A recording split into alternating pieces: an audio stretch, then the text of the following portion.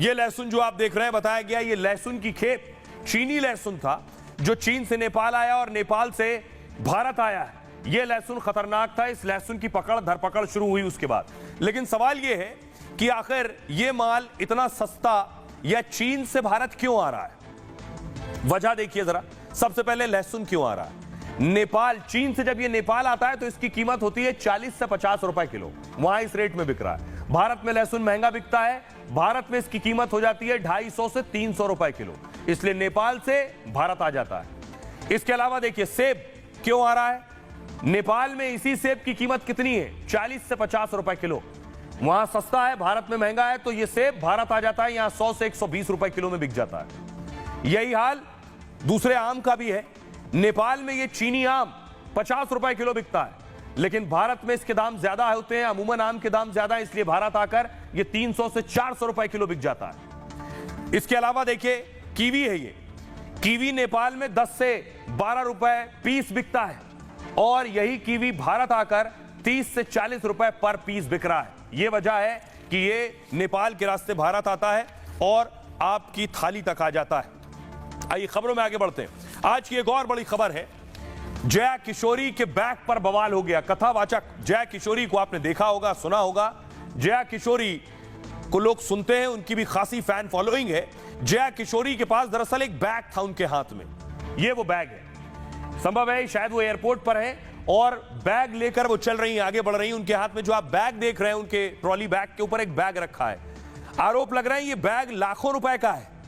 कहा गया ये बैग न सिर्फ लाखों का है बल्कि ये चमड़े का बैग है, लेदर का बैग है। उनके आलोचक उन्हें बार बार परेशान करने लगे कहकर कि एक तो कथावाचक, ऊपर से चमड़े का बैग लेकर चल रही हैं, ऊपर से 2 लाख रुपए का बैग लेकर चल रही है, जो सादा जीवन जीने की बात कहती हैं। अगली तस्वीर देखिए जरा, लोग क्या कुछ लिख रहे हैं। ये किसी ने लिखा पोस्ट करते हुए, वो बैग भी दूसरी तरफ लगाया। एक बैग जो जया किशोरी लेकर चल रही है, उनके बगल में उस बैग की कीमत के साथ किसी ने पोस्ट किया, लिखा है ये है कथावाचक जया किशोरी जो सबको ज्ञान देती हैं कि मोह माया का त्याग करके सिर्फ भक्ति कीजिए, लेकिन बेचारी खुद मोह माया का त्याग नहीं कर पाई। जो खुद 2 लाख का बैग लेकर घूम रही हैं, वो बैग भी गाय के खाल से बनाए, ये भी आरोप लगा दिया गया।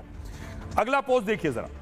दूसरा किसी और ने पोस्ट किया और वही बैग जो जया किशोरी के हाथ में है, उस बैग की तस्वीर लगाई और लिखा है ये जया किशोरी है, प्रवचन देने का काम करती हैं। अपने प्रवचन में लोगों को बताती हैं कि मोह माया लोगों को त्याग देनी चाहिए, सत्य के रास्ते पर चलकर जीवन को स्वर्ग बनाओ। सही बात बताती हैं पर अपनाती नहीं है। खुद गरीबों को भगवान का पाखंड फैलाकर लूटती हैं। इनके बैग की कीमत पता है 2 लाख रुपए। क्या इस तरह के पोस्ट किए गए। जरा जया किशोरी सामने आई, वो क्या कुछ कह रही सुनिए।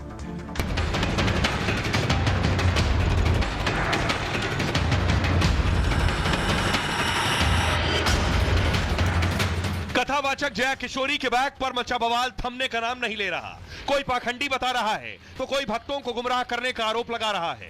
ट्रोलर गैंग ने कथावाचक के खिलाफ सोशल मीडिया पर बड़ी जंग शुरू कर दी है। जया किशोरी के बैग की कीमत 2 लाख रुपए बताई जा रही है, तो कोई बैग चमड़े का बताकर भद्दे कमेंट कर रहा है। सोशल मीडिया पर मचे बवाल के बीच अब सवाल यह है, कथावाचक के बैग पर हंगामा क्यों हो रहा है?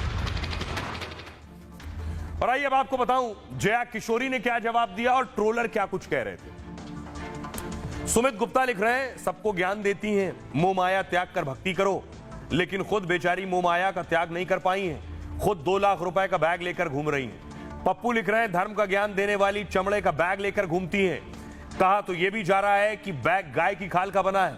नलनी ने लिखा, सांसारिक मोह माया छोड़ प्रभु की भक्ति का रास्ता दिखाती हैं। खुद एयरपोर्ट पर चलते हुए 2 लाख का बैग दिखाती हैं। मनोज राजावत ने लिखा, पाखंड की पराकाष्ठा है, कथा में साधारण रहने का उपदेश देती हैं, खुद लग्जरी लाइफ जीना चाहती हैं। अब जया किशोरी की बारी थी, उन्होंने जवाब दिया। उन्होंने कहा, मैं पहले दिन से कहती हूं मैं साधु संत या साध्वी नहीं हूं, मैं एक सामान्य लड़की हूं, सामान्य से घर में रहती हूं। मैं कभी नहीं कहती कि पैसा मत कमाओ या सब कुछ त्याग दो। जब मैंने कुछ नहीं त्यागा तो मैं दूसरों को कैसे कह सकती हूं? मैं युवाओं से भी कहती हूं कि पैसा कमाएं और अच्छी जिंदगी जिएं। मैं भी बिल्कुल आप सभी लोगों की तरह ही साधारण लड़की हूं, लेकिन मेरी जिंदगी के लिए मैंने कुछ नियम तय कर रखे हैं, जिनमें एक यह है कि मैं कभी लेदर यानी चमड़े का इस्तेमाल नहीं करती हूं। मैंने आज तक कभी लेदर का इस्तेमाल नहीं किया है। वो एक कस्टमाइज्ड बैग है जिसमें कहीं भी लेदर नहीं लगा हुआ है। कस्टमाइज्ड का मतलब अपनी मर्जी से बनवाया हुआ बैग। मैंने कभी भी लेदर का इस्तेमाल नहीं किया और ना ही करूंगी।